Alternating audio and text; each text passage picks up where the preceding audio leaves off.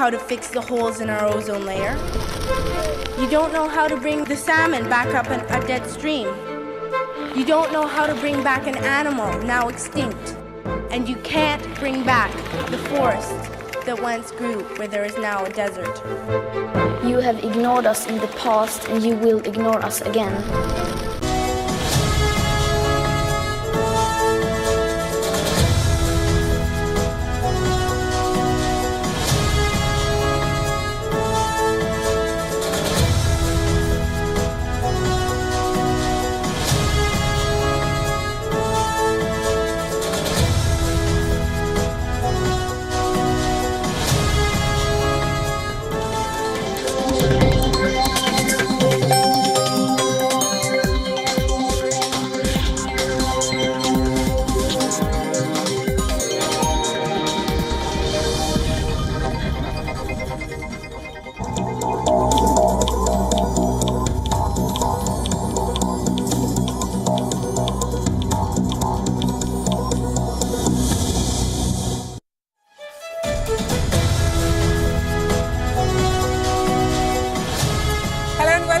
Thanks for tuning in. You're watching Gravitas. My name is Priyanka Sharma.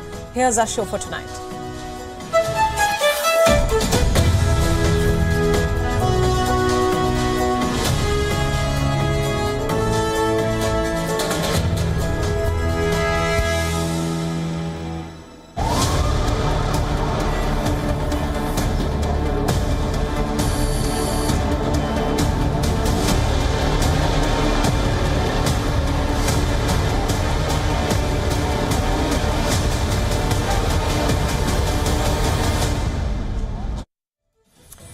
Deja vu December. That's what I said yesterday, and I have to say the same today. Because the fear of the Wuhan virus is back. It is 9 p.m. IST. India so far has reported 21 new cases of the new COVID variant JN.1. 19 are in Goa, 1 each in Maharashtra and Kerala. Familiar advisories are back. Are you sick? Don't go to work. Stay away from the elderly. Mask up. Avoid crowds. Wash your hands. You see, familiar fears have a way of making us panic. So tonight on Gravitas, we will track the Wuhan virus. We will separate the fact from the fear. As you head into the holiday season, we will tell you what you need to do to keep yourself and your loved ones safe. Because panic won't save you, but precaution will. Also on the show, I will introduce you to Ukraine's new enemy. It's not a rocket-firing neighbor, but the demons within. Combat stress has gripped the soldiers on the front line. They are exhausted, demotivated. What does this mean for Ukraine in the brutal winter? We shall discuss tonight. The fact that the Pakistan economy is in a crisis is not news, but a former Pak Prime Minister has put the blame squarely on Pakistan's military. Nawaz Sharif says the Pak military has caused the downfall of the economy. And tonight I want to tell you about a disturbing trend from Japan. The young are killing the elderly. Why? Because they can't take care of them. It is as appalling as it sounds. Stay with me. For our cover story tonight, we keep the focus on the Wuhan virus. For the past 2 days, we have been reporting the rise in the caseload.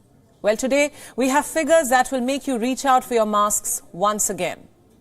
The cases in India have more than doubled. Testing has been scaled up. Governments are on high alert. What's more, the markets have also crashed today.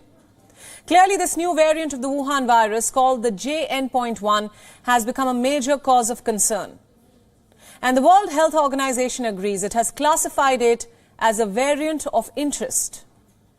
Currently, there are 2,311 active cases in India, COVID cases. In the last 24 hours, 341 new cases have been reported from across the country.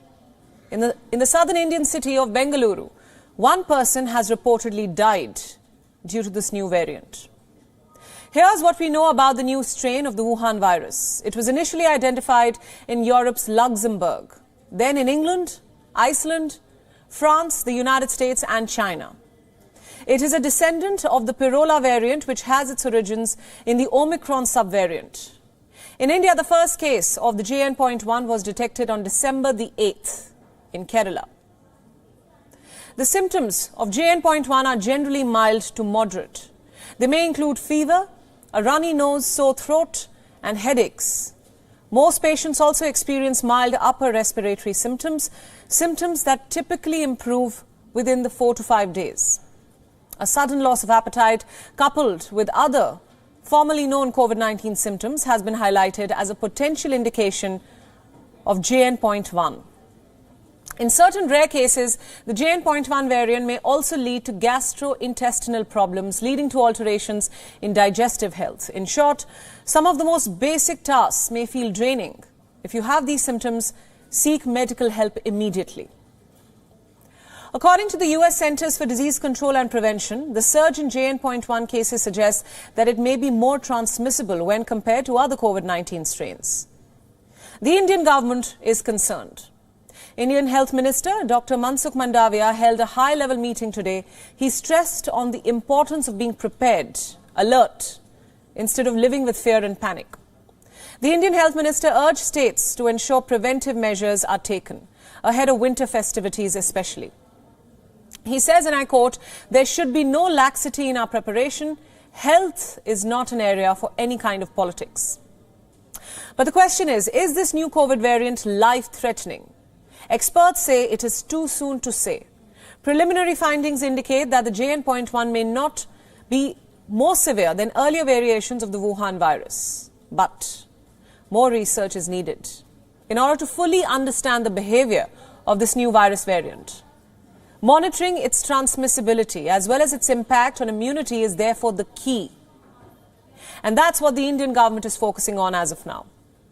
Here are some steps that the government has ordered states to take. Number one, to strengthen surveillance systems for whole genome sequencing of positive cases. This will help detect newer variants on time. Number two, ramp up testing. Number three, remain alert to ensure there is adequate stock of medicines, oxygen cylinders, ventilators, etc. Number four, mock drills so that governments can assess the functionality of medical equipment. Number five, and this is important, raise awareness to counter fake news and mitigate panic. So while the government monitors the situation, here's what you can do. First and foremost, start wearing masks again, especially in very crowded areas. You might want to go back to the habit of washing your hands frequently. Vulnerable individuals should take extra precautions, seeing as they are at a higher risk. Pirola, the variant behind the recent uptick in hospitalizations, has already spread to 38 countries, including India. The WHO has already assured the public that current vaccines remain effective against the JN.1 and all other COVID variants. The US CDC has further supported this. It says that there is no evidence to suggest that an increased risk to health from JN.1 has been seen so far. This compared to other circulating variants. The bottom line is that the severity of this COVID variant may vary and it may depend on a number of factors not in your hand. But what is in your hand is the power to stay informed, to stay alert, and to follow the guidelines provided by authorities. As the festive season approaches, remember to protect yourself and others. Let's move on now. Ukraine has a new enemy. This one is within the country. It's hidden to most eyes, but the army is fighting it every day. And chances are the citizens turned soldiers may have to live with it for the rest of their lives. I'm talking about combat stress. A psychological crisis has gripped Ukraine. The soldiers are not only fighting the Russian enemy, but they're also fighting trauma, PTSD, nightmares, anxiety and guilt. And there aren't going to be any winners.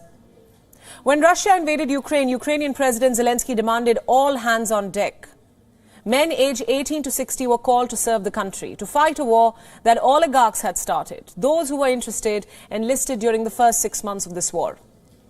But the mobilization drive did not stop. Almost every 3 months, President Zelensky demanded for more soldiers, more hands on deck.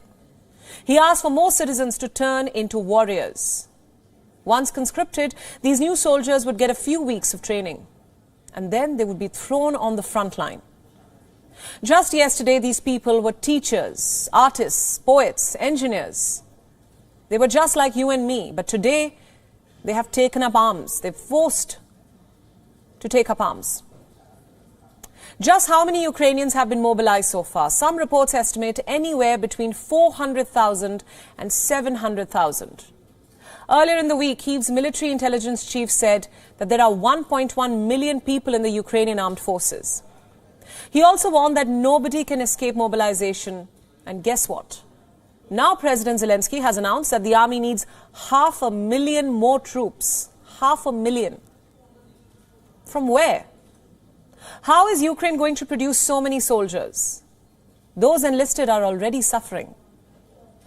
How many Ukrainian soldiers have died? Depends whom you ask. Kyiv doesn't disclose any numbers. It treats its losses as a state secret. According to one report, which cites anonymous US officials, some 70,000 Ukrainian soldiers have died in the war. A Ukrainian civic group, however, has put the figure at 25,000. Those who died are gone, but those left behind are suffering in their own ways. They are grappling with exhaustion from war. And when they turn to rest, they are haunted by nightmares. Many have developed post-traumatic stress disorder, PTSD. There are amputees just learning to live with their injuries. If the conscripts are on the border, there is fear and anxiety. And if they are in rehab, there is guilt. This guilt is born out of camaraderie. The soldiers feel a sense of obligation to hurry back to units and fight alongside their brothers. You see, there is no winning. There is no way out. Listen to their plight yourself. I was told that I needed some rest, some medical treatment. I said that I was good and that they were making up things. I did not feel that way. But after the last mission, I started feeling that I could not bear it anymore. The shelling was especially difficult. I knew that I was on the brink of having a breakdown. And it's not just the soldiers who are suffering. Just imagine what their families, their loved ones go through. There are children who are growing up without their fathers. There are mothers waiting for their sons and daughters. There are wives waiting patiently for their husbands. Here's one such wife who demands for her husband to return. This is a photo of my husband, a recent one, taken in August. He left to fight at the beginning of the war. The last time he was on leave was in August. We haven't seen each other since then. It is very tough for them. They are exhausted. They do not need rotation. We are here to demand they are given proper rest. What we need is demobilization. While some willingly took up arms, others have been evading draft. They don't want to go to war. Some have spent weeks or months hiding from mobilization officers. Many have bought fake medical reports to be exempted. Others fled the country while they could. Listen to one such man. I wouldn't call myself a physically or mentally weak person. But if I go back to Ukraine, they're just going to send me to a hotspot. I don't know how to do anything. They're literally not going to prepare me, and they're just going to kill me. And what's that going to do? It will be hard for my sick mother, for others, for my girlfriend, for my friends. If I didn't have a family, of course, I wouldn't have left. Why would I?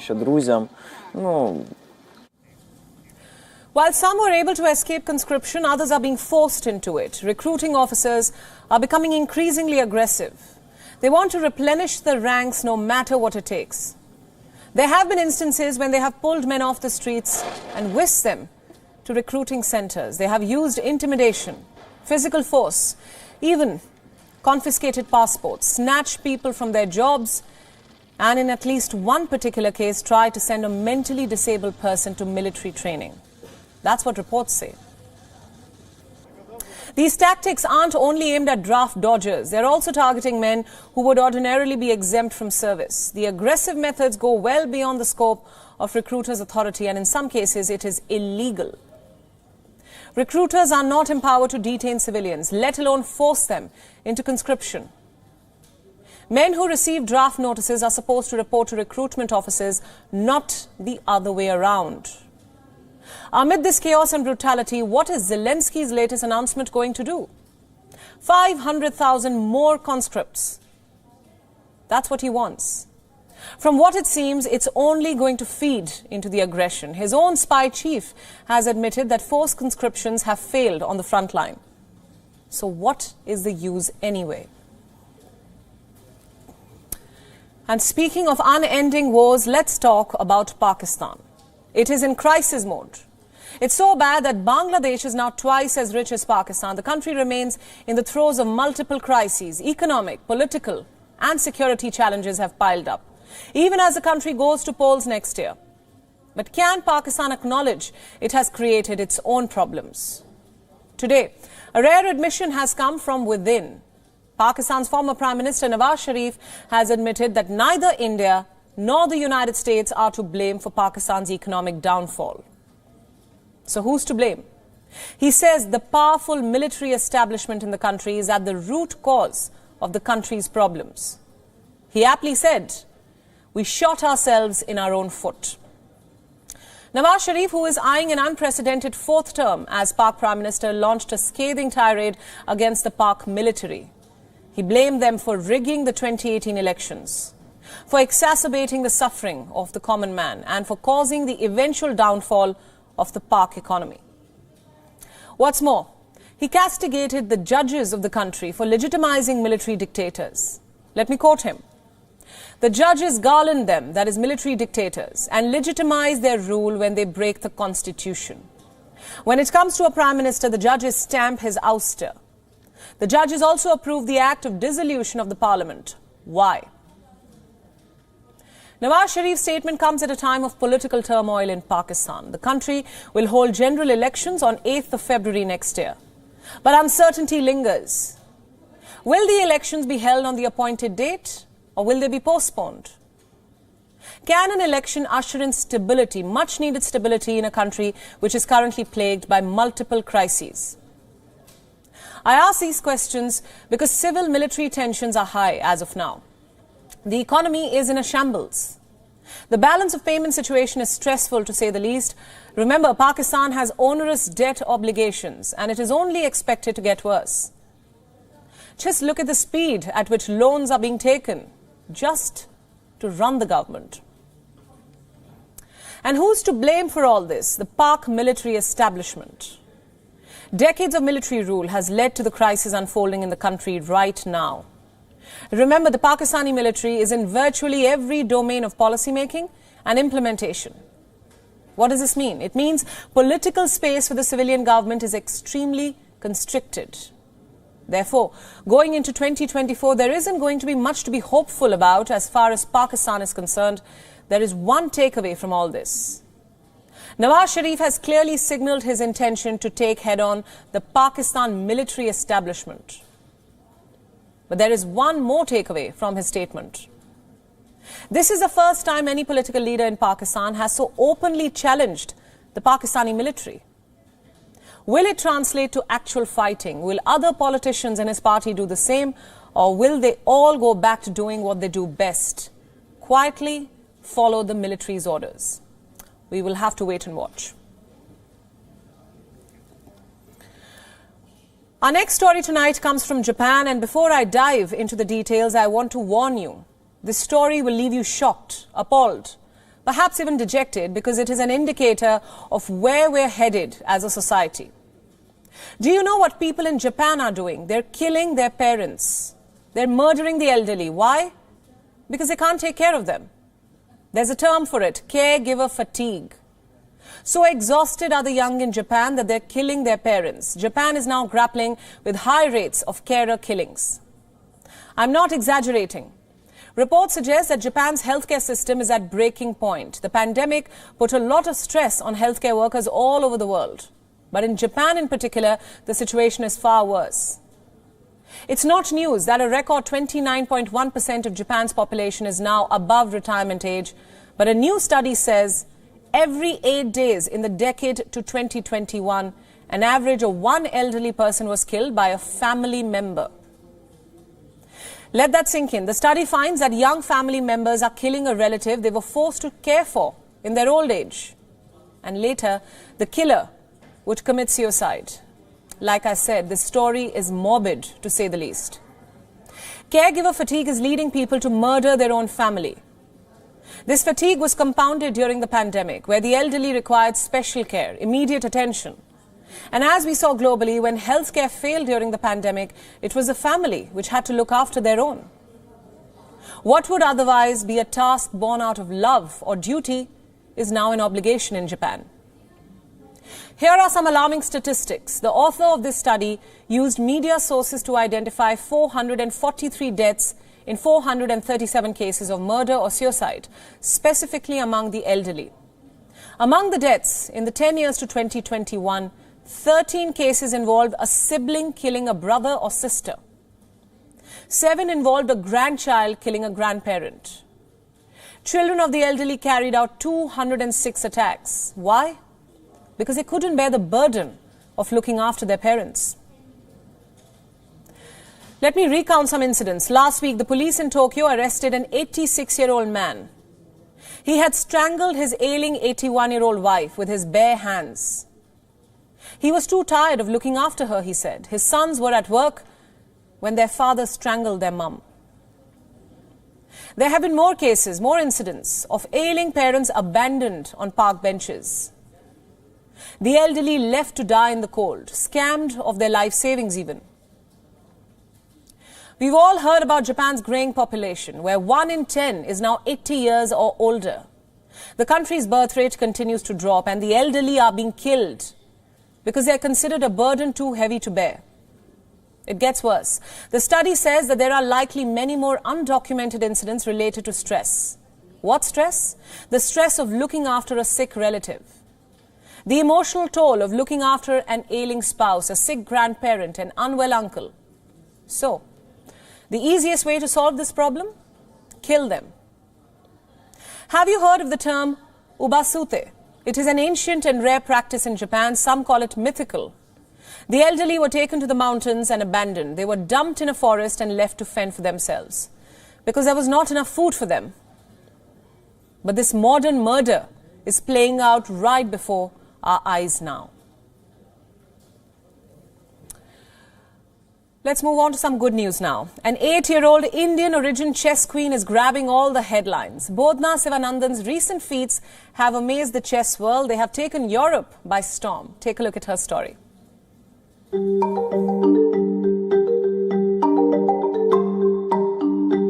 Only 8 years old, Bodhana Sivanandan has entered the annals of chess history with a stunning performance at the European Blitz Championship in Zagreb, Croatia. Competing against 555 players, which included 48 grandmasters and 50 international masters, Bodhana scored an impressive 8.5 out of 13.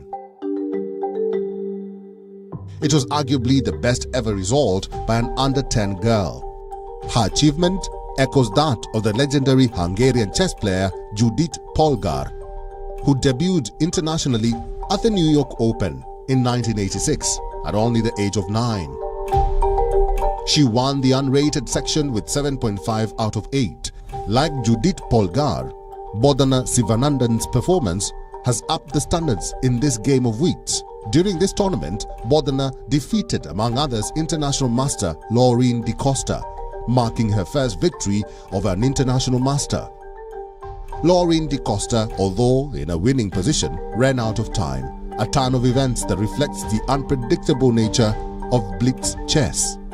For the unversed, blitz chess is a fast-paced version of chess where each player has a limited amount of time, usually 5 to 10 minutes, to make all their moves. By drawing with Romanian champion grandmaster Vladislav Nevednici, Bodhana became the youngest player to avoid defeat against a grandmaster in a competitive game. Her victories extend beyond this championship. Bodhana won both the women's and under-12 prizes in Zagreb. Choosing the women's award due to a one prize per player rule, she also topped the English contingent with a tournament rating performance at women grandmaster level. But Bodhana is no stranger to breaking records.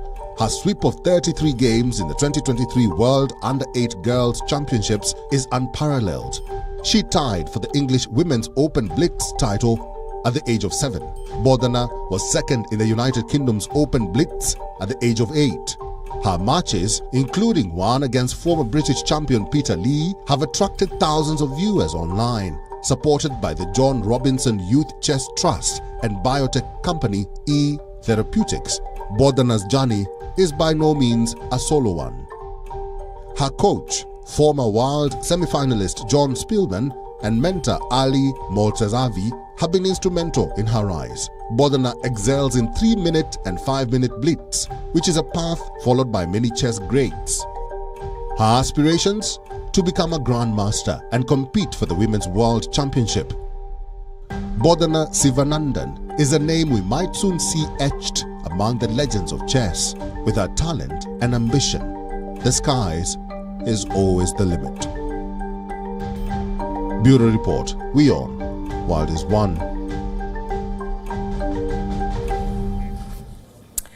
Pakistan is infamous for exporting terror, but now it has found something new to export. Honor killing. What makes me say that? A Pakistani teenager was killed in Italy by her own parents. Yes, you heard me right. It was a classic case of an honor killing, just on foreign soil this time. The story began in 2016. A 13-year-old Saman Abbas emigrated from Pakistan to Italy. This is what she looked like. She lived in the farm town of Novarala, along with her parents, Shabar Abbas and Nazia Shaheen. Saman Abbas was new to town. She was a brown immigrant and a teenager. She tried to blend in with her new surroundings. She embraced Western ways. Saman chose not to wear a headscarf. She also began dating a boy of her choice. He too was of Pakistani origin. Now you would think, what's the harm in that? She was just a girl trying to wear what she wanted, trying to love whom she wanted, just trying to live her life. But that's exactly what cost Saman her life. The row began in 2020. Saman was an 18-year-old. Now she uploaded a picture on social media. In this picture, she was kissing her boyfriend on a street. While it's common in Western culture, it infuriated Saman's conservative parents beyond measure. Eventually, they took a harsh measure. They tried to force her into an arranged marriage. A helpless Saman told her boyfriend that she feared for her life. She did not want to move to Pakistan and marry someone she didn't properly know, someone who was much older than her. But Saman's parents wouldn't take no for an answer. When things seemed to get out of hand, Saman Abbas left her parents' home. For several months, she lived under the protection of social services, only to receive a flurry of messages from her family. We don't know what these messages said, but they were convincing enough for Saman to move back with her parents. Her prosecutors say she was tricked into returning, and that may as well be true, because if Saman had decided otherwise, she might have been alive today. One day, towards the end of April in 2021, Saman left her home along with her parents, never to return again. She disappeared. Nobody saw Saman again, alive at least. As soon as she went missing, her parents left Italy for Pakistan. Meanwhile, her uncle, Danish Hasnain, and two of her cousins travelled to France and Spain. They thought they had gotten away. But much to their disappointment, police tracked them down. Danish Hasnain in Paris. In a matter of months, he was handed 14 years in jail for involvement in Saman's murder. The cousins, however, were cleared. So what exactly happened to Saman? It's horrific to say the least. Her uncle Danish finally revealed where she was buried. The dead body was found near a farmhouse. It wasn't far from where Saman's family lived. The post-mortem report showed her neck had been broken, most probably due to being strangled. Yes, she was strangled to death by her own family. The police also found CCTV footage. It showed 3 of Saman's family members walking with spades, a crowbar and a blue bag. Can you imagine that? Saman's father was arrested last year in Pakistan. He was finally extradited to Italy a few months back. Her mother still remains at large, but the couple has been sentenced to life imprisonment by an Italian court. Saman was murdered. This was an honor killing, which means killing to save the family's honor, where male family members of a woman can kill her if she rebels. The most common reasons for these honor killings are when the victim does not agree to an arranged marriage, marry someone of her own choice, or was sexually assaulted. Yes, some people prefer to kill a rape victim instead of punishing the perpetrator. In Pakistan, hundreds of women are killed for so-called honor each year. Sometimes their lovers are also murdered. But now these incidents are happening abroad as well. How many women need to die for this despicable custom to be stopped? Now, after China's devastating earthquake, rescue efforts are drawing to an end. At least 131 have died and nearly 1,000 people have been injured. The focus has now shifted to post-disaster management in the affected areas, including the treatment of injured and the resettlement of those displaced. Our next report brings you more. It's a grim Wednesday in China's Gansu province. People are counting their loss, most of which is immeasurable. The 6.2 magnitude earthquake that struck just before midnight on Monday has upended the lives of thousands. In the epicenter, Jishishan County, brothers Ma Chengming and Ma Chengyun are mourning the loss of their house and family members. We heard the sound of an earthquake, then the house started collapsing. We crawled out in fear. I was trying to go back to get a quilt for my grandson, and I grabbed one end of the quilt and pulled the quilt out after the bricks being lifted. Ma Chengyun's daughter-in-law couldn't make it alive. She's among the 113 who have been confirmed dead. Over 500 others are injured. Many of them are recovering in this hospital. The destruction to infrastructure is massive. At least 15,000 homes have collapsed in Gansu. 207,000 homes are wrecked. Eyewitnesses are sharing a glimpse of the aftermath. Han Zongmin and his wife are collecting whatever is left of their house. Everything is gone overnight. Look at this. My house turned into this overnight. It is from this makeshift shelter and with limited supplies that they will now have to rebuild their lives. Over 87,000 people will have to be resettled. Some of them are currently living in this mass relief camp in Gansu. The temperature outside is freezing. It's nearly minus 15 degrees Celsius, and not everybody is lucky to have a roof over their head. In Minhe County, 42-year-old Ma Xiuhua hasn't had anything to eat or drink in the last 2 days. This is all that remains of her house. She breaks down as she recalls the horror. Immediately, the power went out. There was nothing in sight. I panicked. I called out for my son.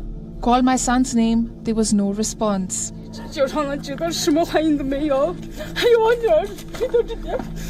And my daughter, she was buried under there. I had nothing on and ran towards there. I called out for my daughter. My daughter responded. I said, "Take mummy's hand, grab it and come out quickly." And my husband and I dug her out. My parents, who lived over there, also managed to escape. Our whole family is fine, but our houses are gone. This part of China has become a ghost town. Emergency workers have searched the rubble for the missing people. The mudslide that followed the quake made their task all the more challenging. The rescue operation has now been completed, but for the victims of this quake, closure is nowhere near. Should sex work be banned? The age-old debate has resurfaced, this time in the European Parliament. A German lawmaker, Maria Neukel, wants to ban buying sex. She's pushing for an EU-wide regulation on sex work. She says Europe is like a magnet for sex tourism. Her position is very clear. Selling sex is not a job. It is a gender-based violence. She says it should be illegal to buy sex or be a pimp. But not everyone's on board. There is disagreement in the European Parliament over her stance. Some say that Neukel's proposal to ban buying sex might actually worsen the job of the sex workers. Luca Stevenson, Director of Programs at the European Sex Workers' Rights Alliance and a former sex worker, has said, and I quote, "When you say that prostitution is gender-based violence and a form of paid work, what you actually say is that sex workers are not able to distinguish between rape and sex work." Evidently, Maria Neukel's new proposal has sparked the debate around sex work. In the EU, fierce disputes are currently ongoing. The leaders are discussing how to best regulate the sex industry. While some call for a complete ban on sex work, others believe sex work should be legal. A complete ban on sex work is a position usually supported by far-right groups. Neukel's proposal to criminalize buying of sex and reduce the exploitation of sex workers through human traffickers is breaking up traditional party lines in the EU. Though her report was adopted in September with 234 votes, the split in European Parliament is still evident. There were 122 abstentions and 175 votes against it. For Neukel, reducing the demand is the key because demand creates a market. The idea is that people will eventually stop buying sex out of fear of being criminalized. This will then decrease the amount of sex work. That's her logic. Well, technically, the EU does not decide on sex work legislation, but Neukel wants member countries to decide to adopt European rules. While the European Parliament debates it, the German lawmaker has started a very important debate. It poses serious questions about sex work. Can criminalization of sex work really stop gender-based violence? For long, sex workers have been on the periphery of social and economic life. Even governments have looked down upon them. And while some countries have legalized sex work, issues remain. While one side argues that legalizing sex work empowers workers, keeps them safe from police harassment, from fines and arrests, the other side warns that it codifies pernicious forms of violence against women. While one side says legalization gives sex workers the opportunity to organize, take effective action against exploitation, the other side argues that it risks increasing human trafficking. So does this mean it should be banned? The answer to that question is in the facts on the ground. Studies show that most female sex workers enter prostitution out of necessity, not personal choice. Once they are in, it is a fairly unorganized sector. Many of the female sex workers work from home. And it is a fact that exploitation, sexual assault and harassment, it all comes with the job. So then shouldn't the conversation or the focus be about listening to the voices from within this community? Shouldn't the focus be on enabling women to choose career paths different from sex work if they want? Think about that. Moving on. When looking for a partner, do you follow a checklist? What they should look like, what they do in their free time, what they do for a living perhaps, how much they earn, and just how compatible the two of you are. Well, Nigerians specifically have an addition to this long list, a rather important one, because it would decide what their coming generation would be like, how healthy their kids will be. You see, Nigeria is the sickle cell capital of the world. Up to 6 million Nigerians suffer from the sickle cell disease, or SCD. The country accounts for about half of all new cases in the world. Let me now explain what this disease is. It is a genetic disorder. It affects the hemoglobin-producing gene in the body. Normally, our blood cells, our red blood cells, are disc-shaped. But in sickle cell disorder, they are elongated and turn into rigid crescents, more like a sickle, hence the name. Those suffering from this disease experience blood clots, pain episodes, and serious complications in most major organs. You would never want that for your children. Nigerians don't want that either.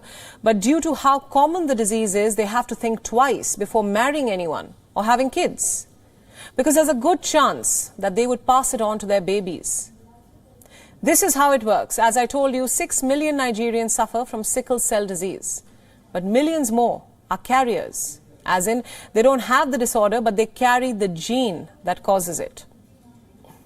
So if both parents happen to be carriers, their children have a 25% chance of having the disease. If one suffers from SCD and the other is normal, the odds will be 50%.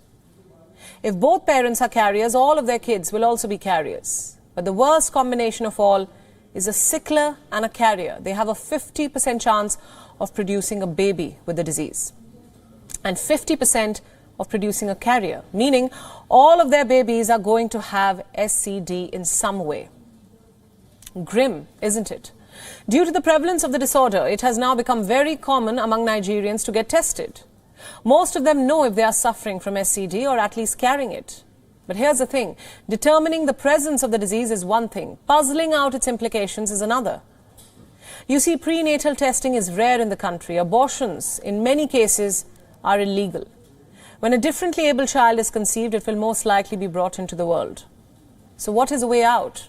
The social norm is not to mingle entirely, to not marry or even date a person whose genotype is not compatible with yours, with whom you have a higher chance of producing a baby with SCD. Nigerian couples often end up on this genetic crossroad. They can either marry their lover and have babies with SCD or break up, deal with a heartbreak, and miss out on the life they imagine for themselves, with their partner in it.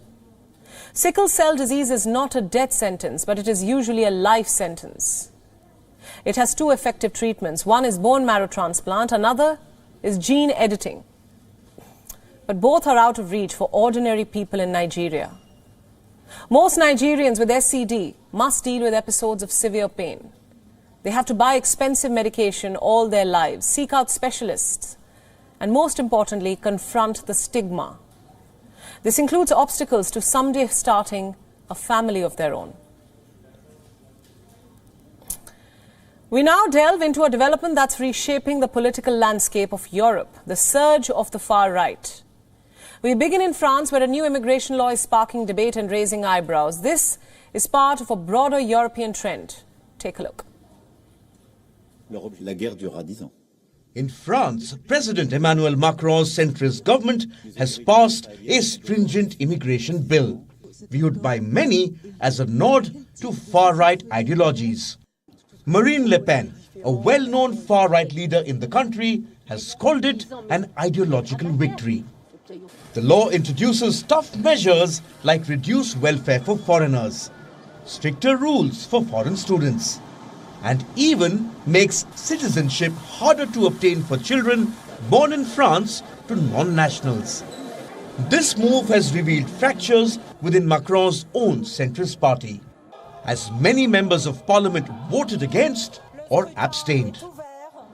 Health Minister Aurélien Rousseau even offered his resignation in protest over the hardline immigration bill, while the government argues that the bill contains liberal measures like regularizing undocumented workers. Opposition parties and human rights organizations are calling it, quote-unquote, the most regressive bill in 4 decades. But France is not alone in this shift. Across Europe, we are witnessing a gradual yet significant rise of far-right parties and politics. What's happening in Europe now is a move away from progressive values and towards such far-right sentiments. Under Giorgia Meloni, the Brothers of Italy, a party with neo-fascist origins, has risen to prominence. Meloni has strategically softened some of the party's extreme positions and has broadened its appeal.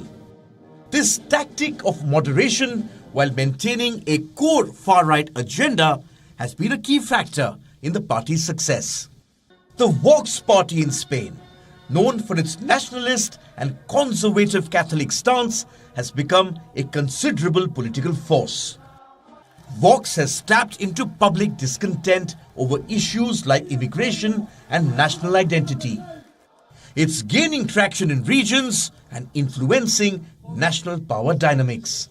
The Freedom Party of Austria, which has links to former Nazi functionaries, is now a major player in Austrian politics.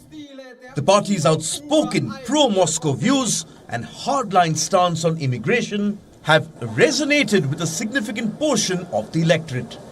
In Germany, a party called the AfD has made significant inroads, particularly in the eastern part of the country. Its success in district council elections reflects a growing loss of faith in mainstream politics, with the party capitalizing on issues like immigration and economic insecurity. With the party capitalizing on issues like immigration and economic insecurity. There's a shift in Swedish politics as well. Here, the Sweden Democrats, a far-right party, has gained influence. Its involvement in government policy making, particularly on immigration and law and order, is a move away from Sweden's traditionally liberal stance. But why should you be concerned about the rise of the far right in Europe? Historically, the rise of the far right has usually coincided with the weakening of democratic institutions and practices. That comes with reduced freedom of speech, press, and assembly. Far-right ideologies also typically harbor elements of nationalism, and anti-immigration, which breeds an environment of intolerance and discrimination against minorities and immigrants. The divisive us versus them politics of such parties widens differences between people. Often, there is increased tension and potentially even violent conflicts within such societies. Bureau Report, WION World is One. And with that, it's a wrap on the show. Thanks for watching Gravitas with me, Priyanka Sharma, leaving you as always with images. Thanks for watching.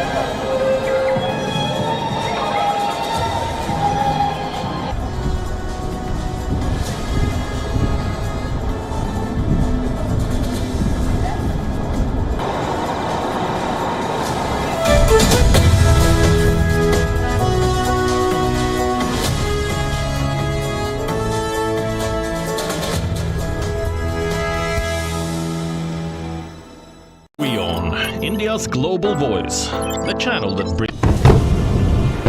Israel woke up to a barrage of thousands of rockets fired from the Gaza Strip. אזרחי ישראל, אנחנו במלחמה. Hostilities have broken out between Israel and Palestine, and the tensions that had been gathering steam over the course of the last several weeks and months. The siren has gone off. I don't know if you can hear in the background what's going on. I'm going into the shelter.